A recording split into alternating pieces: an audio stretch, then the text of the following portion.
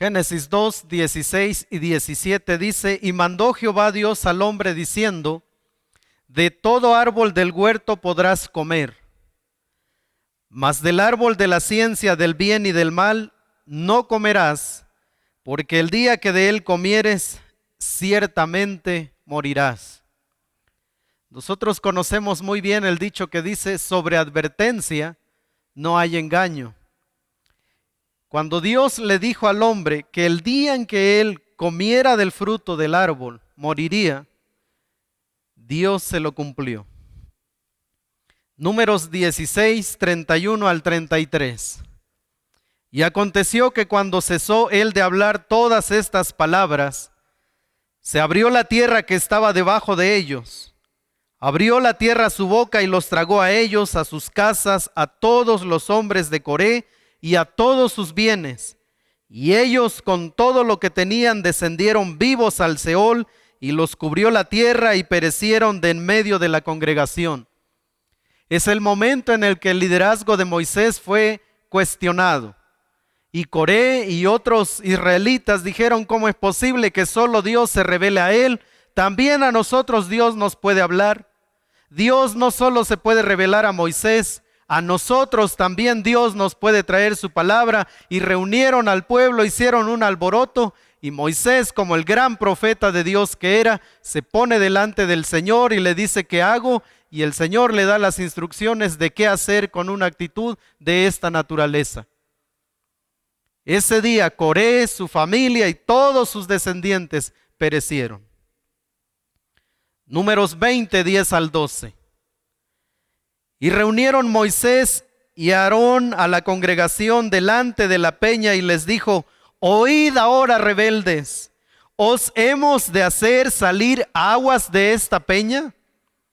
Entonces alzó Moisés su mano y golpeó la peña con su vara 2 veces, y salieron muchas aguas, y bebió la congregación y sus bestias. Y Jehová dijo a Moisés y a Aarón: por cuanto no creísteis en mí para santificarme delante de los hijos de Israel, por tanto no meteréis esta congregación en la tierra que les he dado. Es el momento en el que el pueblo de Israel, como una de tantas ocasiones, se acercó a Moisés a reclamarle de por qué él había ido a traerles a Egipto. Una y otra vez encontramos esa historia en todo el Pentateuco. El pueblo que había sido liberado de su esclavitud termina reclamándole a Moisés y a Dios y comienzan a quejarse. Y este es un episodio. Pero si hay algo que debe atraer nuestra atención del texto, es que Dios fue duro con su siervo. Dios le dio instrucciones a Moisés y le dijo que le hablara a la roca. Y Moisés, en ese arrebato tan humano, en medio de un liderazgo tan cuestionado, tan difícil, con un pueblo que estaba guiando duro de corazón, pues claro que en algún momento él sacó lo que había también en su corazón, golpea la roca y en ese instante Dios le dice: no me santificaste. Y por esa razón, Moisés, no vas a entrar a la tierra prometida. Levítico 10, 1 y 2. Nadab y Abiú, hijos de Aarón, tomaron cada uno su incensario y pusieron en ellos fuego, sobre el cual pusieron incienso, y ofrecieron delante de Jehová fuego extraño, que él nunca les mandó. Y salió fuego de delante de Jehová y los quemó, y murieron delante de Jehová. Ellos pensaban que estaban adorando a Dios. En nuestros días, muchos piensan que todos los caminos llevan a Dios, que mientras la persona sea buena persona, pues Dios le va a abrir camino cuando muera. Estos 2 hombres, hijos de Aarón, pensaron que acercándose mediante un sacrificio a Dios, ellos podían realmente ser aceptados por su adoración. Estaban convencidos que si ellos decidían espontáneamente hacer algo para adorar al Señor, Dios aceptaría su adoración, porque nació de un corazón adorador. Pero cuando vamos al texto bíblico resulta que querían adorar al Señor a su manera. La adoración de ninguna manera está definida por el creyente. La adoración que Dios acepta parte de las Escrituras. Por eso es que cuando hablamos de adorar a Dios, no se trata de sentir una experiencia emocional y si esa experiencia está presente en la vida, entonces, ¿qué adoradores somos? Eso es muy peligroso. El Señor quiere ser adorado y para ser adorado nos ha dejado su bendita palabra. Hebreos 12:6. Porque el Señor al que ama disciplina y azota a todo el que recibe por hijo. Porque el Señor al que ama disciplina.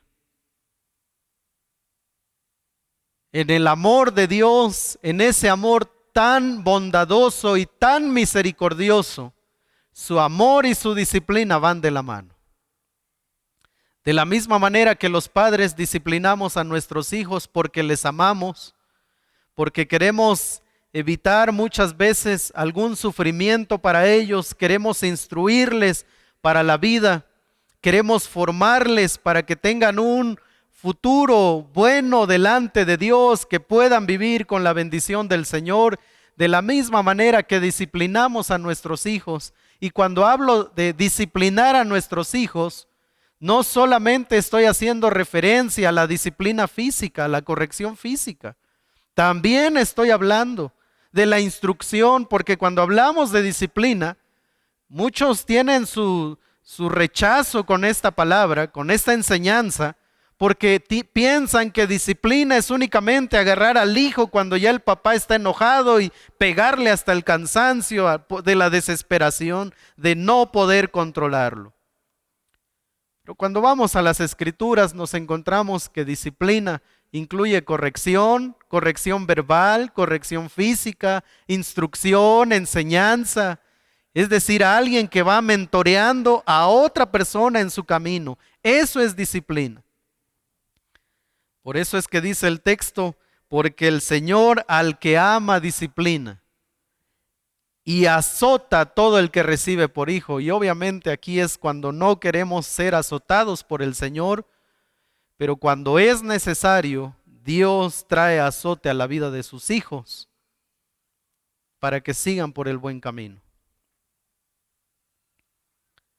Hace 8 días comenzamos la serie Muestras de su amor. Y yo espero que a todos nos haya, ¿verdad?, quedado claro que los límites que Dios ha puesto son límites que nos revelan su amor. Límites donde podemos estar seguros, donde Él tiene provisión para sus hijos. Dentro de esos límites, Él ha manifestado su amor a nosotros. Él ha manifestado su santidad, su justicia, su soberanía. Y que ahí hay vida abundante. Y de la misma manera mi intención en esta mañana es que nosotros podamos comprender que la disciplina también es una muestra de su amor. Los textos que yo leí hace unos momentos son muy confrontativos, son impactantes para nosotros.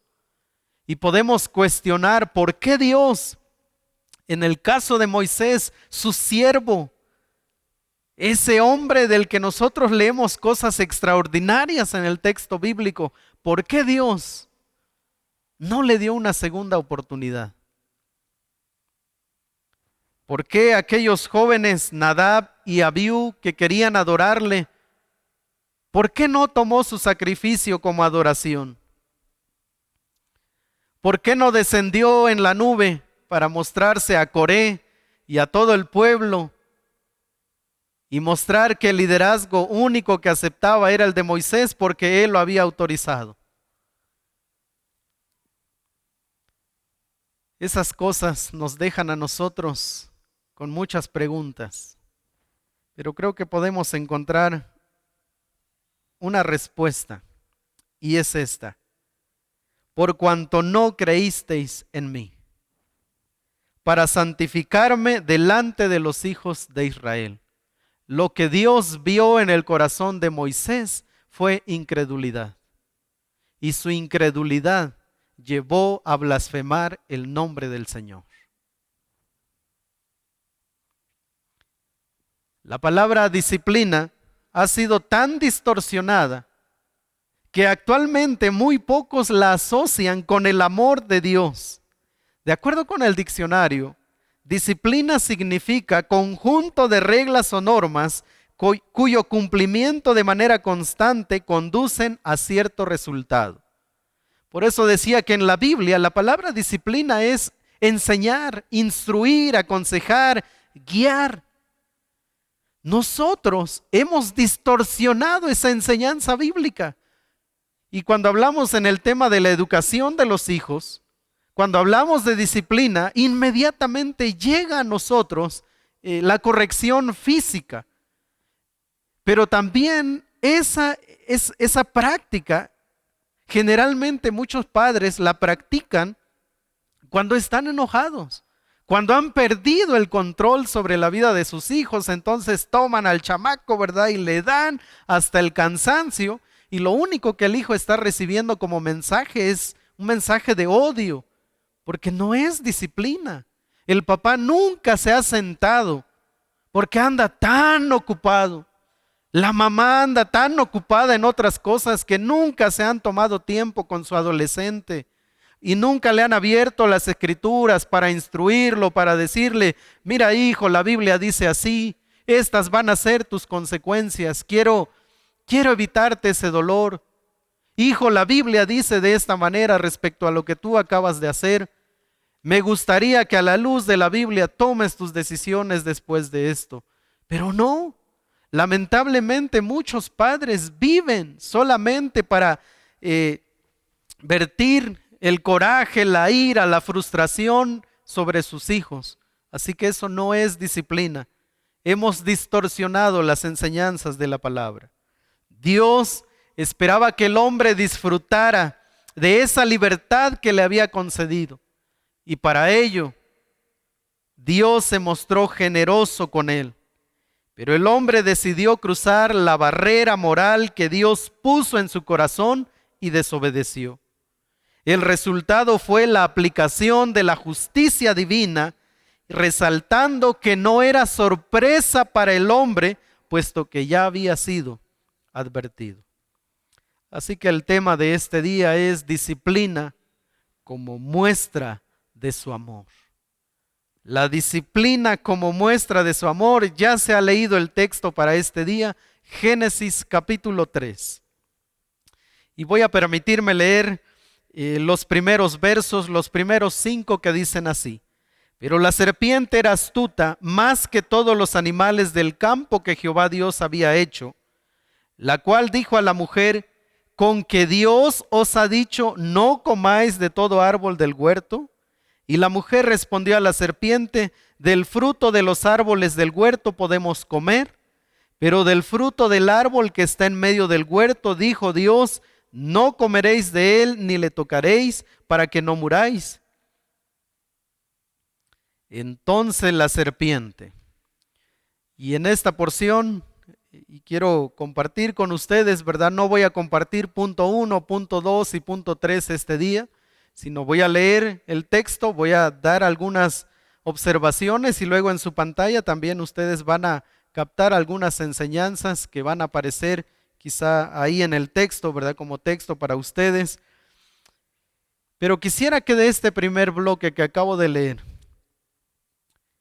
pudiéramos ver la primera enseñanza. De la misma manera que el ser humano no concibe el amor y el sufrimiento juntos, la disciplina y el amor tampoco hayan cabida en su corazón. ¿Qué es lo que nosotros vemos en esta conversación? Hay un diálogo muy conocido. De hecho, si usted no ha leído la Biblia, estoy seguro que usted ha escuchado este pasaje. Es lo que se le conoce como la caída del hombre, Génesis capítulo 3. Aquella conversación, y aquí viene la primera enseñanza distorsionada, que tomaron una manzana, ¿verdad? Y se la comieron, y la Biblia solo dice que tomaron del fruto. Y dice el texto, entonces la serpiente dijo a la mujer, no moriréis, sino que sabe Dios que el día que comáis de él serán abiertos vuestros ojos y seréis como Dios, sabiendo el bien y el mal. En la primera pregunta de Satanás, nosotros encontramos en esta conversación un ataque a la naturaleza de Dios. La primera es su amor. ¿Recuerdan que los límites nos muestran su amor? ¿Saben qué nos revela esta conversación? Dudar de su naturaleza.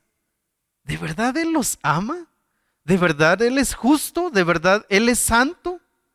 Y esto es lo que a Satanás va a hacer en la mente y en el corazón de Eva. Con que Dios os ha dicho, no comáis de todo árbol del huerto. Y lo primero que se va a cuestionar es su amor. ¿Estás seguro que un Dios que te ama te pondría límites? Y miren, hermanos, a nosotros cuando nos ponen una pregunta de esa naturaleza, comenzamos con nuestro razonamiento y empezamos. Si es cierto, si Dios fuera tan bueno, ¿por qué hay niños muriéndose de hambre en África? Y nos llevan a esos extremos. Y nosotros que somos bien intelectuales, ¿verdad? Nos vamos por esa línea. Porque hay gente en India muriéndose de lepra, sin acceso a la salud. ¿Estás seguro que Dios es amor? Y comenzamos a cuestionar. Pero ¿sabe qué hizo Satanás? ¿Estás segura, Eva, que eso es lo que Dios te dijo? Duda de su amor. ¿Estás segura? Un segundo elemento es, no moriréis. Su justicia. Un ataque contra la naturaleza de Dios. Su justicia. No moriréis. No va a pasar nada. De verdad, no va a pasar nada si tú lo haces. Una no es ninguna. Eva, dale, no pasa nada. Y muchos se han quedado con esa idea de una no es ninguna y años después siguen pagando las consecuencias. Pero, ¿qué es lo que hizo Satanás en la vida del ser humano? No hay justicia, no va a pasar nada, no vas a morir. Pero mire lo que está haciendo Satanás. Primero pone en duda la naturaleza de Dios. Y él sabe que una vez sembrada la duda en el corazón del hombre, lo siguiente viene muy sencillo. Es cuando le dice, no morirás. Una mentira. Si ya dudaste de la verdad, no vas a dudar de lo que sigue. No morirás. Dios no es justo, no te preocupes. Si Él te dijo que vas a morir, no vas a morir. Lo siguiente que es atacado dentro de la naturaleza de Dios, su sabiduría.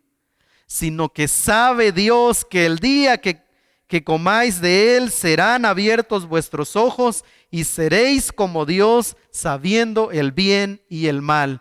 No te preocupes, la sabiduría está abierta para ti si solo transgredes los límites de Dios. Si violas su palabra, ahí está la sabiduría. Porque Satanás estaba poniendo en duda, estaba atacando la sabiduría de Dios. Y déjeme decir una cosa. No es que Satanás dudara del amor, de la justicia y de la sabiduría de Dios. Lo único que quería saber era si ella estaba segura de la naturaleza de ese Dios con el que tenía comunión. Cuando en Mateo capítulo 4 leemos la tentación de Jesús, Él se presenta ante el Señor y le dice, si eres el Hijo de Dios, es decir, es si tú estás seguro quién eres. Y comienza la tentación, ¿verdad? En 3 ocasiones Satanás llega a Jesús y le dice, si eres, es si tú estás seguro de quién eres. Y esa estrategia le ha funcionado al enemigo. Una vez sembrada la duda, el enemigo espera que haga su efecto mortal.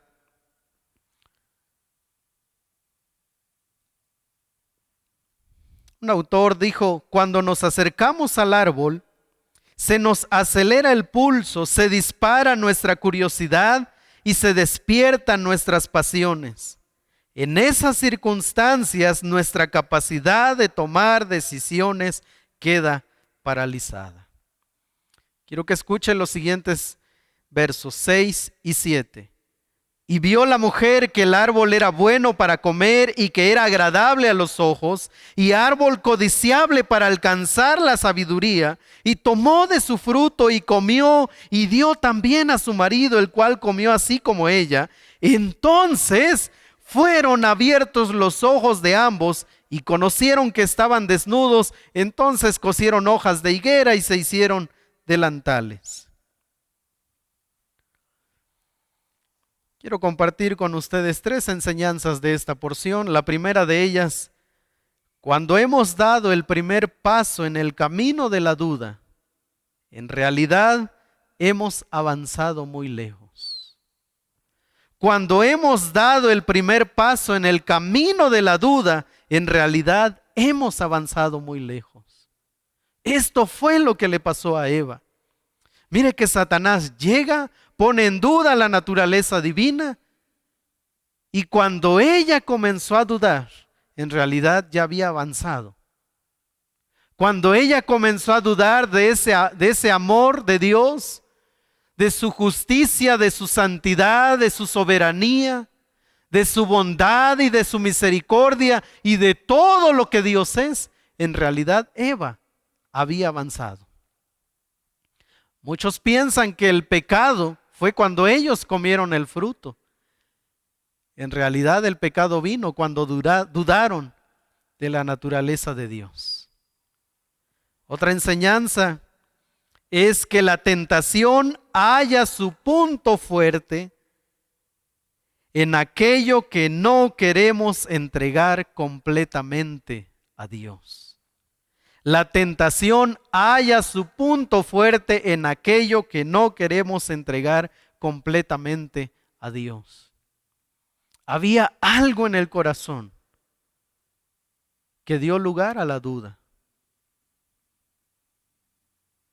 Es como ese esposo que cela a su mujer. Él quiere quedarse con la idea, ¿verdad? Y sembrarla en su corazón de que su mujer lo ama, de que su esposa le ama.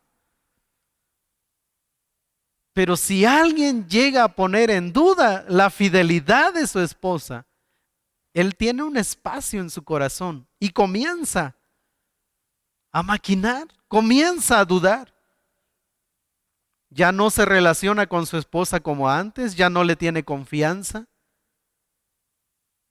Eso es lo que pasó en el corazón de Eva. Tuvo la conversación, fue sembrada la duda, porque había algo en el corazón. Había un pequeño espacio para la duda.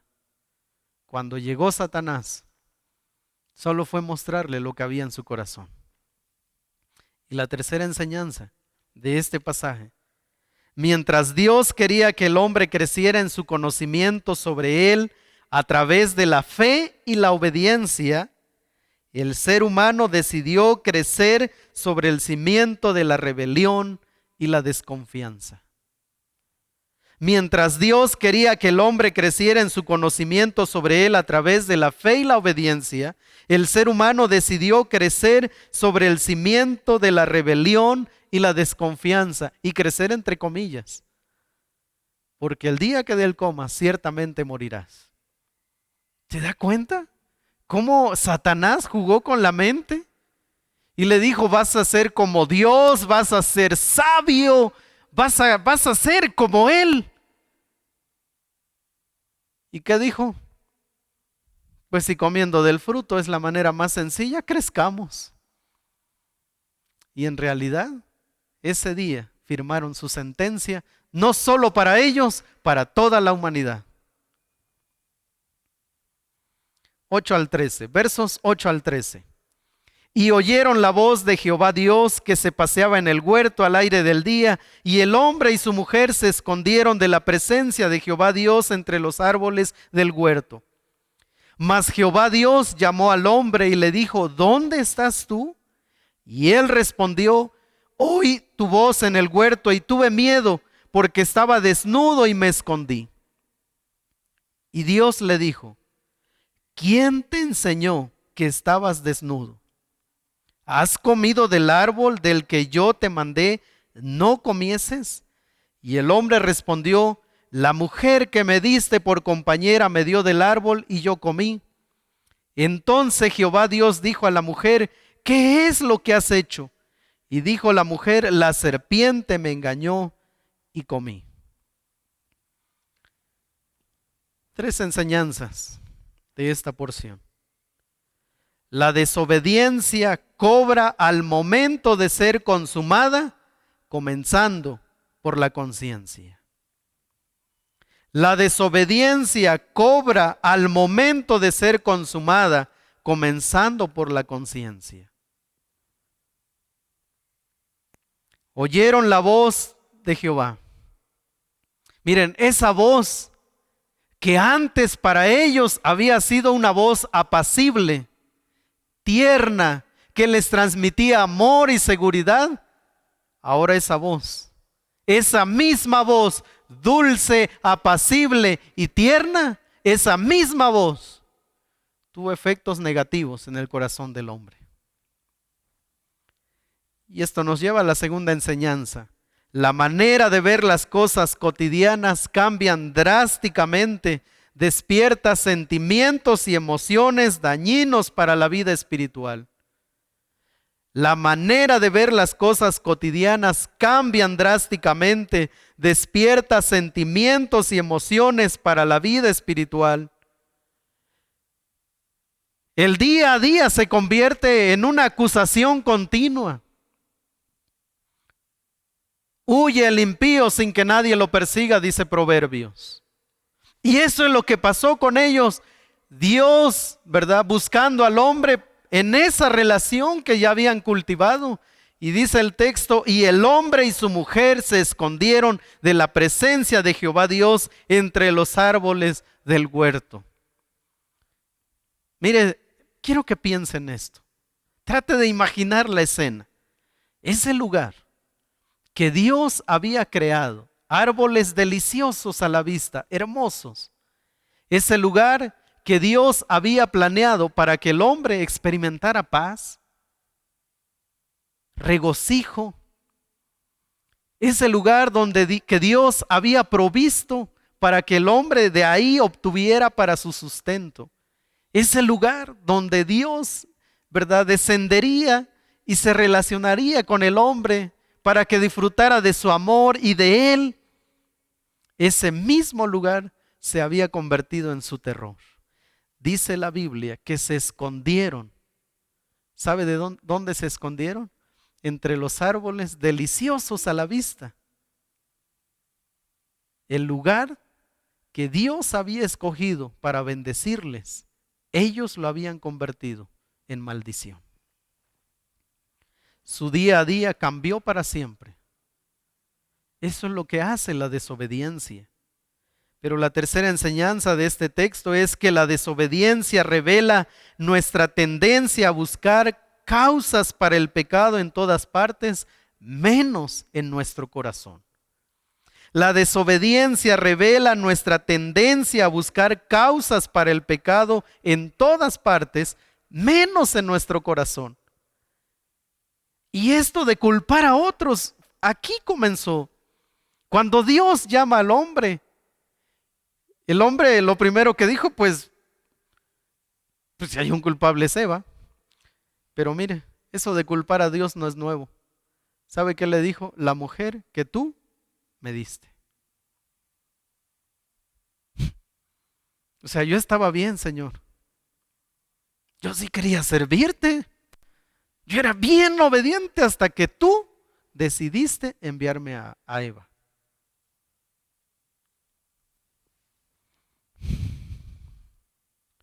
Porque es muy sencillo agacharnos y no detenernos a mirar nuestro corazón. ¿Sabe qué hizo Eva? La serpiente. La serpiente me engañó. Pero antes de detenerse a examinar su corazón, ¿verdad? Antes de hacerlo, buscó un culpable. Y el culpable fue la serpiente. En nuestros días, muchos desobedecemos al Señor y culpamos al diablo. Es que el diablo, y el pobrecito, quién sabe dónde estaba. Pero nosotros, Señor, es que el diablo me tentó y pues ya sabe, ¿verdad? La carne es débil. Y somos tan buenos buscando culpables por nuestro pecado. Los esposos seguimos haciendo lo mismo. Si podemos culpar a la esposa, lo hacemos. Si podemos culpar a los hijos, lo hacemos. Si no hay culpables, pues el diablo es el culpable. Pero luego queremos que Dios acepte nuestra desobediencia diciendo, es que Dios sabe que yo lucho con eso.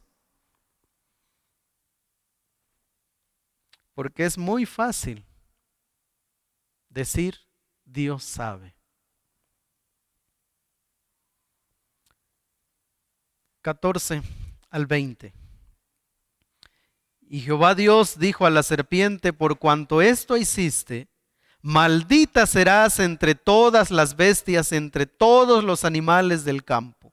Sobre tu pecho andarás y polvo comerás todos los días de tu vida. Y pondré enemistad entre ti y la mujer, y entre tu simiente y la simiente suya. Esta te herirá en la cabeza, y tú le herirás en el calcañar. A la mujer dijo, multiplicaré en gran manera los dolores en tus preñeces. Con dolor darás a luz los hijos, y tu deseo será para tu marido, y él se enseñoreará de ti. Y al hombre dijo, por cuanto obedeciste a la voz de tu mujer y comiste del árbol de que te mandé diciendo, no comerás de él, maldita será la tierra por tu causa. Con dolor comerás de ella todos los días de tu vida. Espinos y cardos te producirá y comerás plantas del campo. Con el sudor de tu rostro comerás el pan hasta que vuelvas a la tierra, porque de ella fuiste tomado, pues polvo eres y al polvo volverás. Y llamó a Adán el nombre de su mujer Eva, por cuanto ella era madre de todos los vivientes.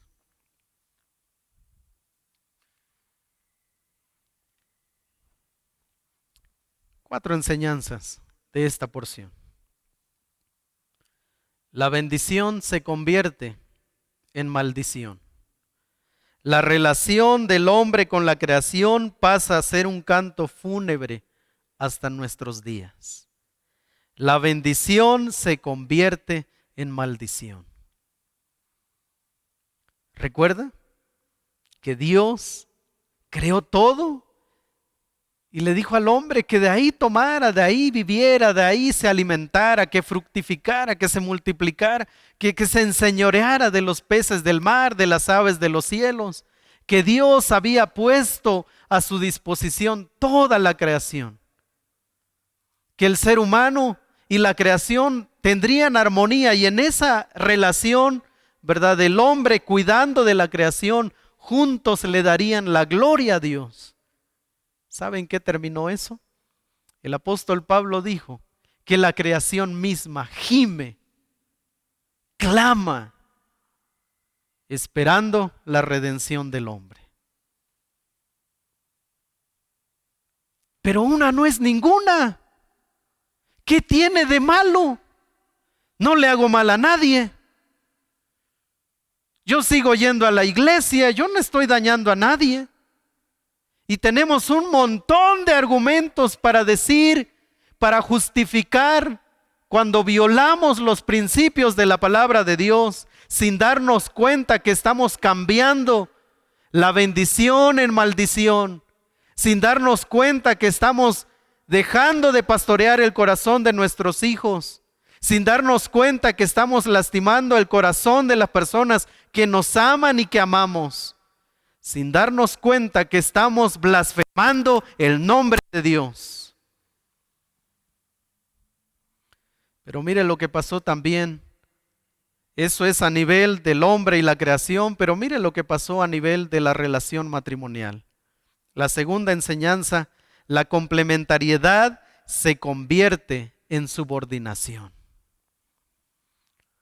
La complementariedad se convierte en subordinación.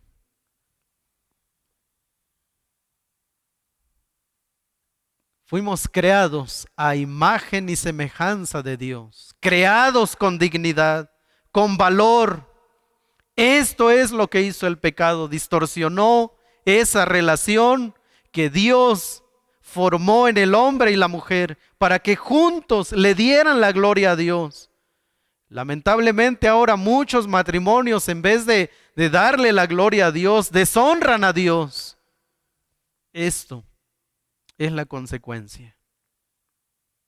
Probablemente algunos de ustedes en este mismo momento están luchando por su vida espiritual, matrimonial.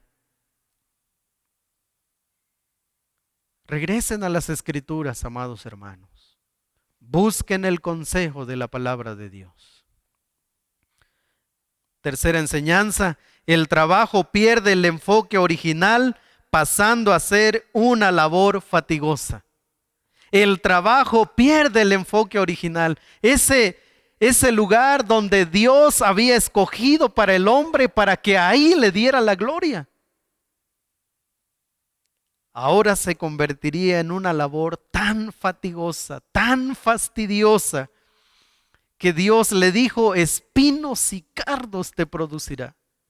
Ahora si quieres comer, tendrás que sufrir. Tendrás que lastimarte las manos entre los espinos. Con el sudor de tu frente comerás el pan hasta que vuelvas a la tierra. ¿Se da cuenta? ¿Se da cuenta? Todo comenzó con la duda, con la desobediencia, por haber dudado de si Dios es bueno, ¿por qué no nos permite esto? De si Dios es amor, ¿por qué muchos están muriendo? De si Dios es justo, ¿por qué en esta tierra no hay justicia? Claro que no hay justicia, queridos hermanos, porque vivimos en un mundo caído, pero eso no significa que Él sea injusto. Él sigue siendo justo, Él sigue siendo santo. En Él no hay sombra de variación. Por eso es que cuando nuestras circunstancias nos hacen dudar de Dios, en realidad hemos avanzado por un camino peligroso. Y la última enseñanza de esta porción es: la vida se transformó en muerte y la comunión en separación. La vida se transformó en muerte y la comunión en separación. Escuche versos 22 al 24. Y dijo Jehová Dios: he aquí el hombre es como uno de nosotros, sabiendo el bien y el mal. Ahora pues, que no alargue su mano y tome también del árbol de la vida y coma y viva para siempre. Y lo sacó Jehová del huerto de Edén para que labrase la tierra de que fue tomado. Echó pues fuera al hombre y puso al oriente del huerto de Edén querubines y una espada encendida que se revolvía por todos lados para guardar el camino del árbol de la vida. Lo que antes era vida, ahora se transformó en muerte. Lo que antes era comunión, ahora en separación. Lo que antes era plenitud de vida se convirtió en un profundo dolor, en amargura para ellos. Y no quisiera terminar la enseñanza de este día de esa manera, porque hay un texto por ahí que a propósito lo pasé por alto. Porque el capítulo termina con el hombre desterrado, el hombre desechado de la presencia del Señor, y nos podemos quedar con esa escena tan caótica, tan triste, dolorosa para el hombre. Pero escuche esto. Escuche estos dos versículos, por favor. Génesis 3, 15 y 21. Y pondré enemistad entre ti y la mujer, y entre tu simiente y la simiente suya. Esta te herirá en la cabeza, y tú le herirás en el calcañar. 21. Y Jehová Dios hizo al hombre y a su mujer túnicas de pieles y los vistió. Para terminar, y pondré enemistad entre ti y la mujer, le dijo a la serpiente, y entre tu simiente y la simiente suya. Ésta te herirá en la cabeza y tú le herirás en el calcañar. Es la primera vez que el Señor nos revela su soberanía en toda su plenitud, porque no hay desobediencia que pueda truncar los planes y propósitos de Dios. No es que el hombre desobedeció y entonces Dios se quedó como, ¿y ahora qué hago con la desobediencia de este? No, Dios nos abre camino a su soberanía y por primera vez en la historia del hombre nos deja ver que un día la cruz del Calvario sería levantada para atraer al hombre a su amor y a su comunión otra vez. Que los clavos y una lanza serían el testimonio de su amor inagotable para el ser humano que había sido desterrado de su comunión. ¿No es la disciplina muestra de su amor? Pero Adán y Eva no tenían que esperar a la cruz. Y Jehová Dios, dice el verso 21, y Jehová Dios hizo al hombre y a su mujer túnicas de pieles y los vistió. Cubrió su vergüenza, cubrió su dolor, cubrió su desobediencia, sacrificando al primer animal, tomó la piel, les cubrió y los despidió. Siempre he dicho que antes de que llegue la justicia de Dios, primero llega su amor y su misericordia.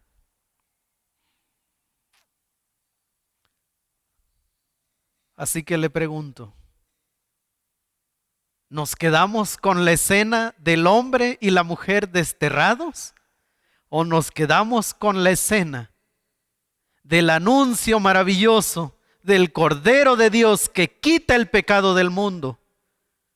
Y nos quedamos con la escena de un animal con el que el hombre tenía el mandato de relacionarse, de cuidarle, de administrarle.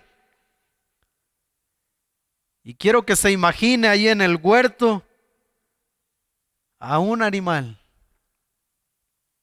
al que Dios le quitó la vida y les hizo túnicas de pieles para cubrir su dolor, su vergüenza. Queridos amigos que escuchan el mensaje, hace 2000 años no fue sacrificado un animal. Fue sacrificado el bendito Hijo de Dios en la cruz del Calvario, donde fue derramada su sangre, no solo para cubrir, sino para quitar sus pecados, para limpiarle y para darle acceso a esa comunión que por causa de nuestros pecados nos ha sido quitado. Pero en Cristo tenemos redención. Ese animal que en el huerto del Edén fue sacrificado para cubrir su vergüenza, era una figura de lo que había de venir. Era una profecía que hacía alusión a la persona de Cristo, el Hijo de Dios, clavado en una cruz, donde dijo: Padre, perdónalos porque no saben lo que hacen. Y también dijo: consumado es.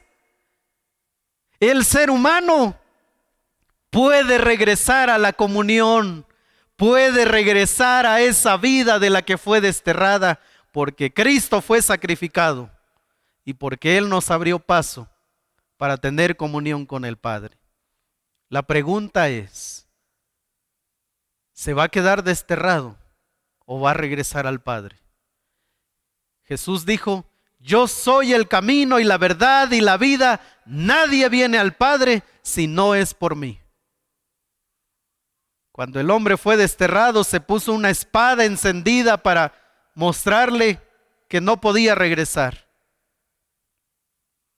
Pero ahora en su lugar hay una cruz que le está diciendo al hombre: es hora de regresar.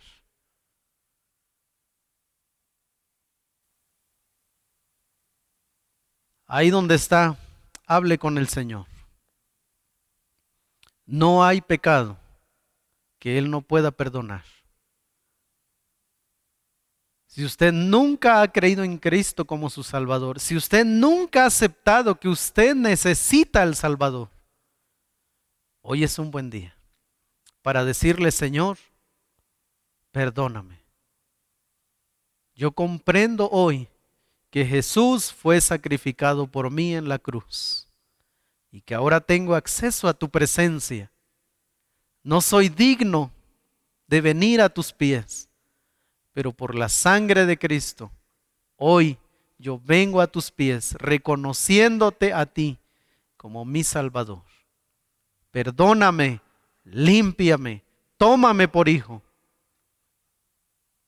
Y en un acto que parece tan simple, el Señor, que mira lo que está pasando en el corazón, tomará su asunto tan personal y hoy puede pasar de muerte a vida. La disciplina como muestra de su amor. Gracias a Dios por su disciplina. Vamos a orar. Padre, gracias, Señor, porque en el momento en que se consumó la desobediencia del ser humano, fue el momento en el que abriste un panorama no tan claro para ellos.